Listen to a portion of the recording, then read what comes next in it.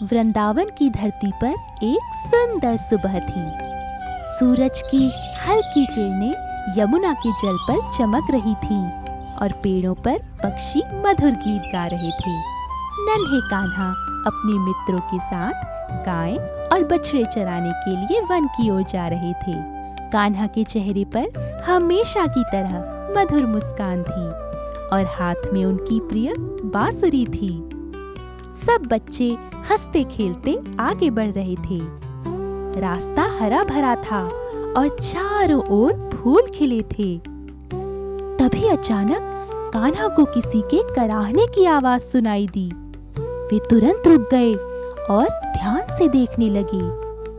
थोड़ी दूर पर एक छोटा सा बछड़ा पड़ा था। उसका एक पैर घायल था और वह दर्द से कराह रहा था। वह उठने की कोशिश करता लेकिन बार बार गिर पड़ता। उसकी आंखों में डर और पीड़ा साफ दिखाई दे रही थी। बच्चों ने कहा, कान्हा चलो, देर हो रही है, गाय आगे निकल जाएंगी। लेकिन कान्हा का हृदय बहुत कोमल था। उन्होंने कहा, जो दुख में है उसे इस तरह छोड़ देना ठीक नहीं। कान्हा धीरे धीरे बछड़े के पास गए। उन्होंने प्यार से उसे सहलाया और बोले, डरो मत छोटे, मैं तुम्हारे साथ हूँ। उन्होंने अपने दुपट्टे से बछड़े के घायल पैर पर पट्टी बांधी। फिर धीरे धीरे उसे उठाकर गांव की ओर ले चले। रास्ता कठिन था लेकिन कान्हा ने धैर्य नहीं छोड़ा। कुछ मित्र भी उनकी सहायता करने लगे। गांव पहुंचकर कान्हा बछड़े को अपने घर ले आए। उन्होंने उसे पानी पिलाया, उसके घाव को साफ किया और उसे आराम करने दिया। कई दिनों तक कान्हा स्वयं उसकी देखभाल करते रहे। धीरे धीरे बछड़ा ठीक हो गया। अब वह चलने और दौड़ने लगा।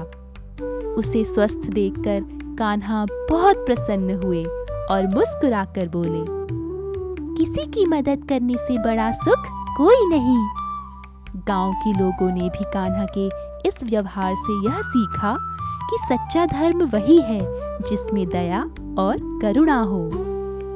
तो इस कहानी से हमें यह सीख मिलती है कि कमजोर और बीमार की निस्वार्थ सहायता करना ही सच्ची मानवता और सच्चा धर्म है। वृंदावन में जब भी माखन की बात होती, सबसे पहले कान्हा का नाम याद आता। कान्हा को माखन बहुत ही ज्यादा पसंद था। गांव की माएं रोज सुबह ताजा माखन बनाती और उसे हांडी में भरकर छत से काफी ऊपर लटका देती थीं, ताकि कान्हा उस तक ना पहुंच सके।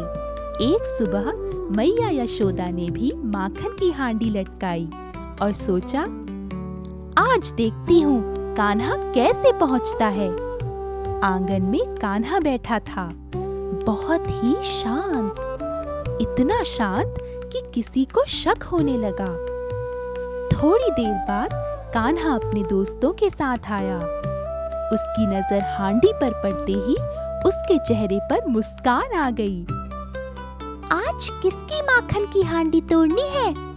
कान्हा ने धीरे से कहा। सब दोस्त मिलकर एक दूसरे के कंधों पर चढ़ गए। कान्हा सबसे ऊपर चढ़ा। जैसे ही उसने हांडी को छुआ, थोड़ा माखन नीचे गिर गया। कान्हा हंस पड़ा। अरे, हांडी फिसल गई। माखन हाथ में आते ही कान्हा ने खुद खाने की बजाय सबको बुलाया। पेड़ों पर बैठे बंदर तुरंत कूद कर आ गए। कान्हा ने माखन उनकी तरफ बढ़ा दिया। लो, पहले तुम लोग खाओ। बंदर माखन खुशी खुशी खाने लगे।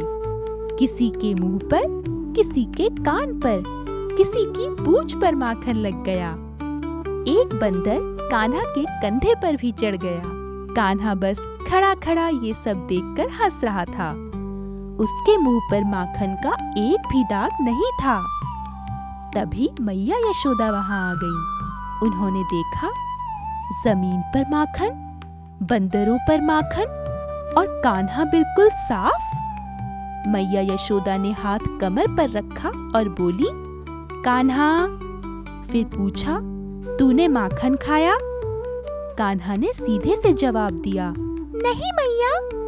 मैया ने उसका मुंह देखा, सच में साफ। फिर बंदरों को माखन कैसे मिला? कान्हा ने मासूम सी मुस्कान के साथ कहा, बंदर आपसे शिकायत नहीं करते ना मैया। ये सुनते ही मैया यशोदा पहले गुस्सा हुई, फिर हंसी रोक नहीं पाई। उन्होंने कान्हा को पास बुलाया और प्यार से गले लगा लिया। उस दिन सबने समझा कि कान्हा सिर्फ माखन चोर नहीं था, बल्कि जो मिला उसे पहले बांटने वाला था। इस कहानी से हमें यह सीख मिलती है कि जो चीज पहले दूसरों के साथ बांटी जाए, वही सच्ची खुशी देती है। श्रीमद् भागवत में कृष्ण जन्म से जुड़ी अनेक कथाएं हैं। ऐसी मान्यता है कि किसी देवता, किसी भगवान को उनके बालपन वाले रूप में दर्शन करना अपने आप में एक अत्यंत दुर्लभ घटना है, जिसके लिए देवता लोग भी युगों तक राह देखते हैं। एक लोकप्रिय कहानी के अनुसार एक बार भगवान शिव भी योगी का रूप धारण कर गोकुल आए थे, ताकि भगवान कृष्ण को बाल रूप में देख सकें। इस पूरे दृष्टांत पर अनेक भजन गाए गए हैं। तथापि इस घटना से जुड़ी हुई एक और कहानी भी है, जिसके विषय में चंद लोगों को ही जानकारी है। श्रीमद् भागवत के अनुसार यह देखकर कि भगवान शिव को भगवान कृष्ण के बाल स्वरूप में दर्शन करने के लिए किन किन कठिनाइयों का सामना करना पड़ा, ऋषि नारद ने भगवान शिव तथा भगवान कृष्ण दोनों को आमने सामने ही पूछ लिया।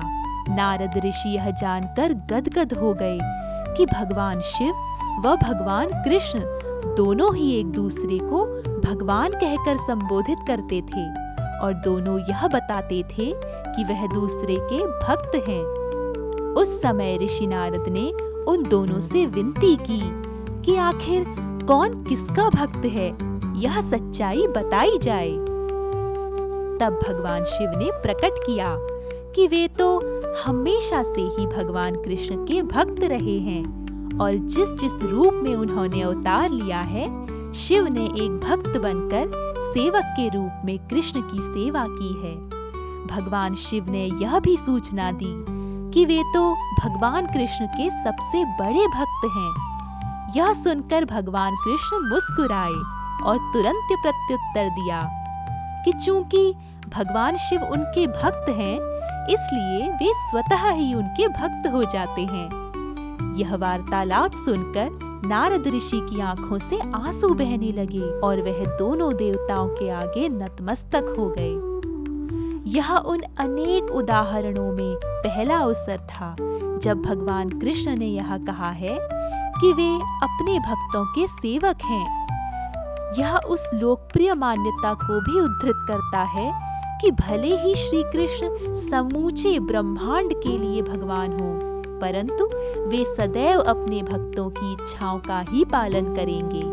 जैसे भगवान शिव को देवों के देव माना जाता है, भगवान कृष्ण को भक्तों के भक्त के रूप में जाना जाता है। भगवान कृष्ण के प्रति गोपियों की भक्ति का उल्लेख किए बिना उनके विषय में कथा कहानियों का बखान करना कठिन होगा। कहा जाता है कि एक दिन सब गोपियों ने कृष्ण के लिए एक ठाठदार भोजन बनाने का निर्णय लिया। अपने घरों के नित्य प्रति कार्य पूरे करने के उपरांत उन्होंने लगातार कई घंटे मेहनत करके अपने प्रिय कृष्ण के लिए उत्तम भोजन तैयार किया। घंटों की मेहनत के बाद उन्होंने बनाए गए भोजन को सुशोभित बर्तनों में परोसा और कृष्ण के पिता नंदराय के घर चलकर गईं। जब उन्होंने उस घर में प्रवेश किया तो देखा कि सभी अतिथि खाने की मेज के चारों ओर तथा कृष्ण उनके बीच में बैठे थे और माँ यशोदा उनके हाथ धुलवा रही थी। जैसे ही अतिथियों ने गोपियों और उनके द्वारा लाए गए भोजन को देखा तो उन्हें ग्लानि महसूस होने लगी, क्योंकि उन्होंने तो अभी अभी भोजन कर लिया था। सबने सोचा कि अपनी मेहनत को व्यर्थ होते देखकर गोपियों का तो दिल ही टूट जाएगा। किंतु गोपियों की दृष्टि तो केवल भगवान कृष्ण पर थी और वे उनकी ओर ही देखे जा रही थीं और कलात्मक रूप से अपने हाथ हिलाते हुए नृत्य करने लगी। नंदराय, माँ यशोदा और अन्य सभी अतिथिगण यह देखकर चकित हो गए कि इतनी मेहनत से अपने बनाए हुए भोजन को व्यर्थ होते देखकर भी वो इतनी मस्त कैसे हो सकती हैं? एक मेहमान ने हिम्मत करके गोपियों से उनकी प्रसन्नता का कारण पूछ ही लिया। गोपियों ने अपने उल्लासपूर्ण नृत्य को रोका और हंसते हुए कहा कि वे तो यह सोच रही थी कि इतनी मेहनत से बनाए हुए भोजन को ग्रहण करने के उपरांत कृष्ण के चेहरे पर जो तृप्ति का भाव आएगा वह कितना दिव्य होगा। जब हम यहाँ पहुंची तो हमारी आंखों ने कृष्ण के चेहरे को देखा और हमें उनके चेहरे पर तृप्ति का वही भाव दिखाई दिया। इस बात का तो कोई महत्व ही नहीं कि उन्होंने किसके हाथ का बना भोजन खाया, क्योंकि उनका तो जीवन ही कृष्ण की तृप्ति के लिए है और उनके तृप्त चेहरे को देखना मात्र ही उनके जीवन की सबसे बड़ी खुशी थी। ऐसी अद्भुत कहानियां ही हैं जिनसे हम समझ सकते हैं कि वे देवता कितने तेजस्वी होंगे जो अपने भक्तों में भक्ति की ऐसी गहरी भावना भर दें, और कितनी महान वो गोपियां थीं जो अपने इष्ट के प्रति इतनी निष्ठा रखने में समर्थ थीं।